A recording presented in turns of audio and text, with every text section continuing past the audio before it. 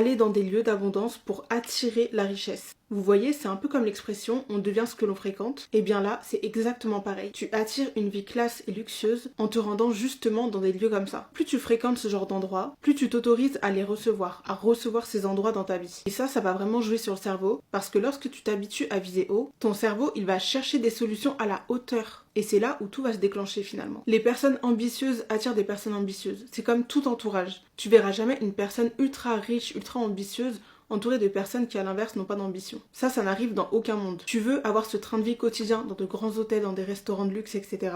Tu dois manifester ça en te rendant dans ces lieux. Et lorsque je dis ça, on est à un stade où la personne n'a pas forcément d'argent, donc ça reste des sorties qui vont se faire de manière occasionnelle, et au fur et à mesure ça va être de plus en plus petit à petit, parce qu'à force vous allez créer en fait cet environnement hyper luxe, classe, et vous allez vous en donner les moyens à côté. Et c'est vraiment de cette façon que l'on attire en fait les choses. Parce que plus tu fréquentes des lieux et des cercles élevés, plus tu multiplies les probabilités et les grandes connexions. Donc finalement, pour conclure, attirer sa vie de rêve, c'est pas attendre, c'est vraiment agir, même lorsqu'on a peu. On se donne les moyens de faire avec ce que l'on a, et surtout de s'entourer de personnes qui nous ressemblent et de personnes qui ressemblent à ce que l'on veut être. Donc au final, c'est juste être aligné avec ton identité, tes actions et ton environnement. Et quant à ces 3 choses-là, tu peux que réussir.